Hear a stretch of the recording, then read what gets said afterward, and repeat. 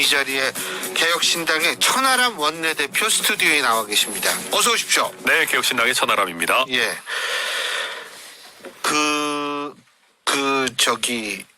계엄 선포한 날 어떻게 하셨어요? 저는 국회에서 조금 떨어져 있었는데 네. 그래서 이제 바로 국회에 돌아와서 돌아올 때 지금 그거에 담 네. 넘어가셨냐? 네, 담 넘어왔습니다. 담 넘어가셨어요. 그리고 저는 조금 늦게 오다 보니까 이제 국회로 차로 오는 것 자체도 굉장히 거의 통제도 심하고 그래가지고 한 300~400m 바깥에서 이제 차 세우고 뛰어가지고 왔는데 못 들어가는 상황이어서 담을 넘어야 되는데 그때 이제 저희 보좌진들이 미리 담을 넘을 수 있는 만한 위치들을 좀 선점을 해놨습니다. 그런 상황에서 제가 넘어야 됐는데 너무 막 숨도 차고 이러니까 뛰어와가지고 어떤 시민분이 자기를 밟고 올라가라고. 아이고. 이게 등으로 이렇게 이렇게 엎드려 주셔가지고 제가 시민분, 보좌진도 아니고 시민분 등을 밟고 올라와서. 죄송한데 우리 천 대표님이 몸무게가 만만치가 않을 텐데. 제가 뭐 0.1톤이 넘는다고만 말씀드리고 그래서 시민분한테 너무 참 감사하고 그만큼 우리 시민분들의 헌법 수호 의지가 정말 강했다. 예, 그리고 제가 보좌진은 밟아도 된다 이런 의미는 아니었습니다. 물론 예, 그렇죠. 예.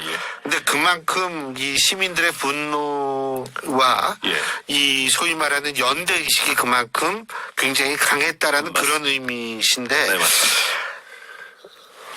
근데 이거 지금 이제 어떻게 이번 토요일 날 네.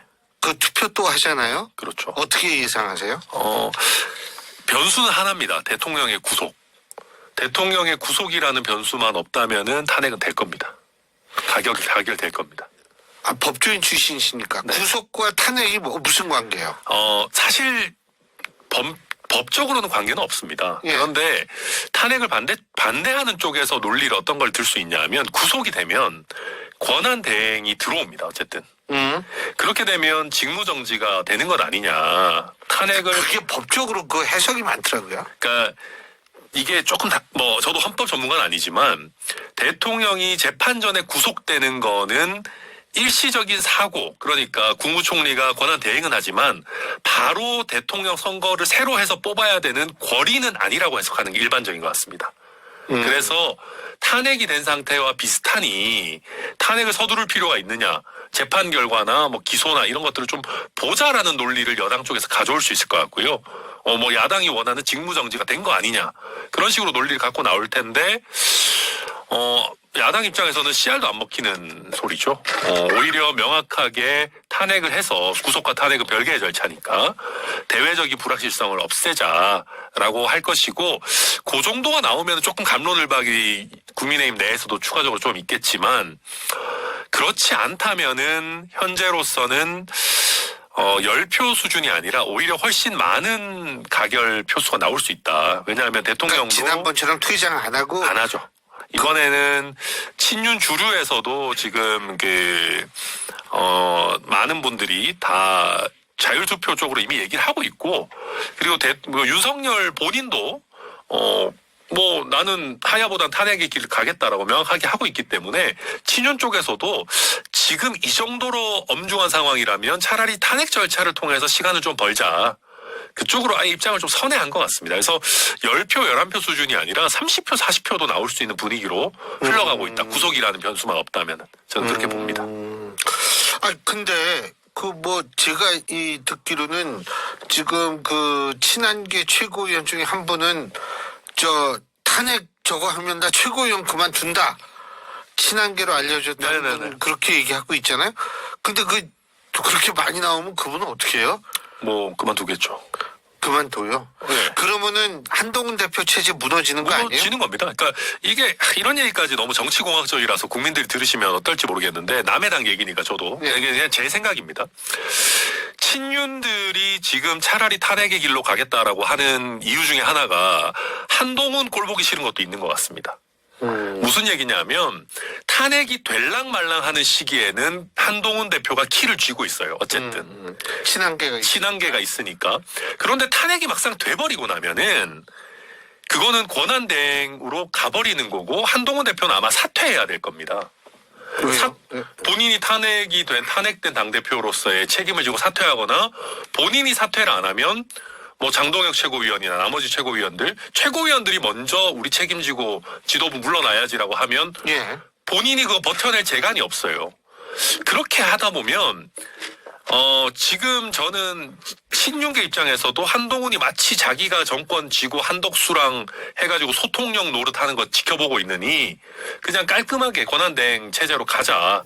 윤석열 본인도 그거 원하는 거 아니냐라고 하는 거고, 저는 윤석열 본인도 지금 탄핵으로 가겠다라고 하는 거에도 한동훈이 저렇게 설치면서 내 목줄 잡고 있는 거로 느껴지는 게 싫다는 반한 감정, 그리고 약간 청개구리 심리 같은 것들이 작용한 거 플러스 어쨌든 탄핵으로 가면 내가 어떤 도박으로서 막판 한 방에 어떤 역전을 노려볼 수 있는 거 아닌가, 그런 도박꾼 심리 같은 것들이 좀 종합적으로 작용한 거 아닌가, 저는 그렇게 보고 있습니다.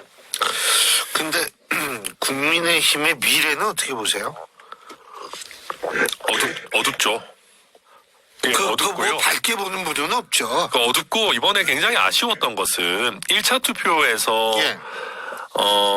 아주 소수의 인원들만 투표에 참여했고, 그러다 보니까 굉장히 많은 국민의힘의 구성원들, 그중에서 또 국민의힘의 미래를 짊어져야 되는 분들도 그 과정에서 타격들을 많이 입었습니다. 그래서 굉장히 국민의힘 입장에서 아쉬운 지점이고, 저도 같이 어쨌든 당은 다르더라도 함께 대한민국 정치를 해나가야 되는 입장에서 국민의힘이 빨리 사실상 미치광이 상태에 있는 윤석열과 단절을 하고 당이라도, 특히 당의 미래의 자원들이라도 지키는 선택을 했었어야 되는데, 그러지 않다 보니까 이거를 조금 회복하는 데에는 상당한 시간이 걸리지 않겠나, 이렇게 보여집니다. 그리고 제일 중요한 거는 그런 거예요. 국민들 보셨을 때 누가 당을 이끌면 납득하겠습니까, 그러면? 그러니까 지금 뭐 권성동 의원, 뭐 김태호 의원 이런 이제 원내대표 선거 얘기 나오는데, 둘 중에 누가 원내대표가 된다 한들 뭐 사람들이 희망을 느끼겠어요? 그냥 자기들끼리 안에서 뭐 누가 그나마 뭐 수습하기 낫다 이런 얘기 하는 거지. 새로운 체제로 전환해서 어떻게 새로운 시작을 한다? 그걸 구심점 역할을 할 사람이 지금으로서는 거의 눈에 안 보입니다. 지금 어둡다 이런 말씀 하셨는데, 사실 그 일각에서, 국민의힘 내부 일각에서는 어떤 얘기가 나왔냐면, 야, 이거 탄핵 또 당하면 20년 동안 집권 못한다. 근데 어떻게 보세요? 저는 이게 다 지나가서 이제 무슨 얘기 의미냐 있냐 싶지만, 첫 번째 탄핵 포결에서 깔끔하게 탄핵을 시켰으면, 저는 특히 더불어민주당의 대선 후보가 이재명 대표라면 바로 이어지는 조기 대선에서도 저는 나쁘지 않았을 거라고 생각합니다. 5대5로 해볼 만한 찬스가 있었을 거라고 보고, 근데 지금은 그러지 못했기 때문에 내란에 동조한 정당이라는 이미지가 일정 부분 씌여 있지만, 그럼에도 이번 표결에서 그래도 좀 탄핵으로 깔끔하게 정리하고 넘어간다면 저는 그렇게까지 뭐 낙담할 일은 아니지 않나. 특히 반 이재명 정서라는 것은 계속해서 존재하거든요. 그러니까 지금은 국민들이 내란을 저지른 윤석열을 몰아내는 거에 모든 정신이 가 있으시지만, 윤석열이 사라지고 나면 그 다음부터는 야, 이재명이 대통령 되는 것도 문제인 거 아니야? 라는 게 그때는 따라오거든요. 그러니까 그거를 생각해야 되는데, 근데 이재명이 아닌 사람이 민주당을 이끌게 되면 국민의힘 입장에서는 할 말이 없어지는 거죠. 반 이재명 정서 같은 얘기도 못하니까.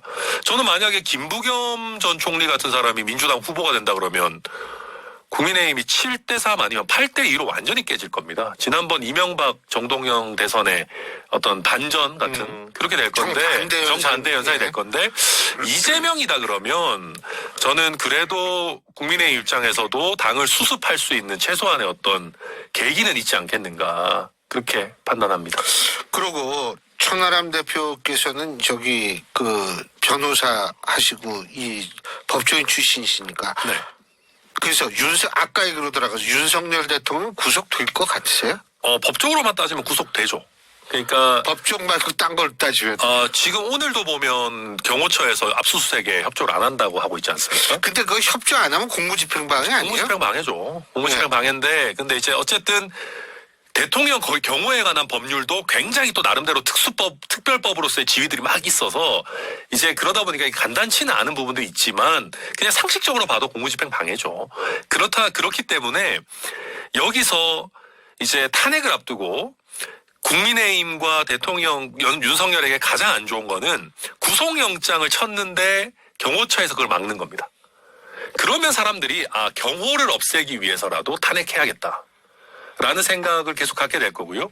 이번 압수수색도 마찬가지입니다. 이것도 한두 번만 반복되면 탄핵될 수밖에 없겠다라고 될 것이고, 그러면은 뭐 예를 들면 대통령실 입장에서도 그런 결과를 막기 위해서 전격적으로 협조하거나 아니면 신병 확보에도 협조하는 선택을 원래 같으면 고민해봐야 되는데 지금은 그런 건 안 하겠죠. 뭐 그런 기능은 아마 마비돼 있을 거고 대통령한테 가서 그 수사기관 협조하시고 구금 되셔야 되겠는데요 라고 말할 사람 없을 것이고 또 본인도 그냥 그럴 바에 나 그냥 탄핵당하고 말겠다 그러고 있는 상황일 거기 때문에 그래서 여러 가지로 봤을 때는 지금 그냥 탄핵이 되는 길로 초고속으로 달려가고 있는 거죠.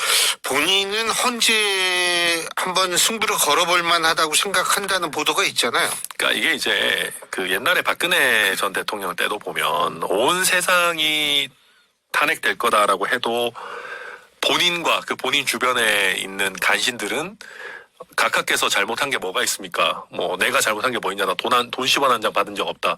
그렇고 끝까지 그 현실을 외면하거든요. 지금 근데 그때보다 더 심각한 게 지금 피의자 윤석열의 정신 상태는 내란을 일으킬 때부터 이미 제정신이 아니었어요.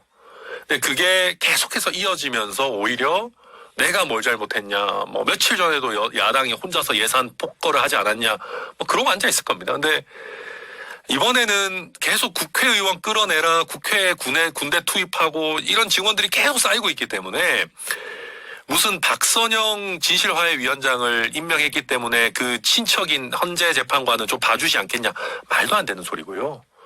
헌재 재판관한테 1,000억을 갖다 줘도 이거는 너무나 명확한 사건이기 때문에 만장일치로 탄핵 결정할 겁니다. 네, 그래서 지금 그냥 윤석열과 그 일당은 헛된 자기들만의 그 망상에 빠져가지고 이상한 꿈을 꾸고 있는 그런 상황입니다. 그러니까 현실인식이 아예 안 되는 겁니다.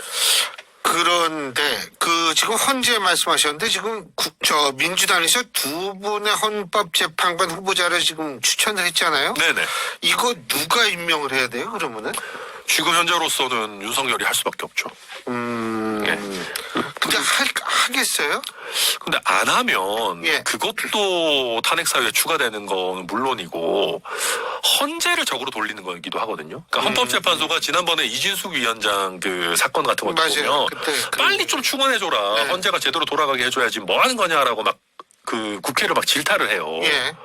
그 질타를 고스란히 그러면은 대통령실이 받게 되는 거, 대통령이 받게 되는 건데 어쨌든 지금 탄핵 심판이 불가능한 상태는 아니고 만장일치면 인용 결정할 수 있는 상황에서 헌재를 적으로 돌린다. 그거는 윤석열이 저지르는 수많은 어리석은 짓 중에 또 플러스 하나가 되겠죠. 그러면은 하여간 뭐 이번 토요일이 그게 원래 이 탄핵 결정까지가 180일이 걸리죠. 맥시멈. 예, 맥시멈 80일. 그렇죠. 예. 보통 근데 노무현 전 대통령이 기각됐을 때만 해도 60일 정도 걸렸고 네. 박근혜 전 대통령의 탄핵 결정은 90일이 걸렸어요. 이번엔 며칠 정도 걸릴까요? 만약 탄핵이 돼서 넘어가면? 저는 한 60일 정도. 60일. 그러니까 한 가지 변수는 예. 그 현재 있는 재판관들 같은 경우도 6명이서 어쨌든 만장일치여야만 되는 절차를 진행하는 거는 좀 부담이 있을 수 있습니다. 그러면 지금 저희 국회에서도 민주당이 추천한 헌법재판관 후보자 또 국민의힘도 추천했거든요. 최대한 신속하게 12월 중으로 추천 절차를 마무리하려고 합니다. 인사청문회를 포함해서.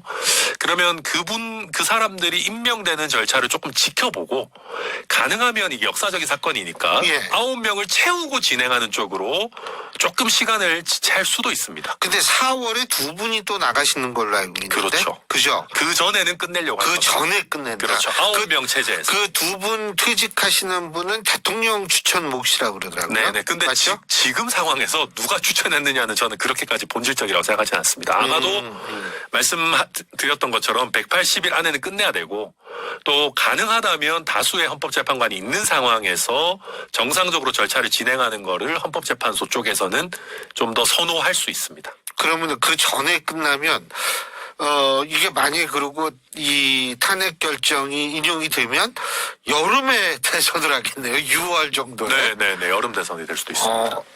이 점점 봄에 했다가 이제 여름에 했다가 이게 그렇네요. 점점 이렇게 되는데 네. 그 마지막으로 지금 개혁신당 같은 경우에 네. 지금의 스탠스 국민의힘 의원들이 좀 어떻게 올 거라고 보세요? 아니요. 저희는 그런 정치적인 계산을 솔직히 안 하고 있고요. 저는 김상욱 의원이 어떤 의미에서는 되게 멋있었습니다. 그 말 중에 저희 기억나는 게 당을 떠나지 않고 함께 욕을 먹고 함께 책임을 지겠다. 저희가 뭐 그렇다고 개혁신당 오는 걸 말리겠다 이런 것은 아니지만 지금 상황에서 저희가 정치적으로 본인의 헌법상 책무와 양심에 따라서 탄핵 찬성하는 게 전 탄핵 찬성하는 게 대단한 일이라고 생각하지 않습니다. 예. 지금은 당연히 해야 되는 일을 한 것이고 예. 당연히 해야 되는 일을 한 사람이라고 해서 저희가 그럼 상식적인 사람이니까 개혁신당 오셔야 됩니다. 이거는 말이 안 되는 거잖아요. 지금은 어느 정당도 당리당략이나 정치적 계산을 지나치게 할 때는 아니다.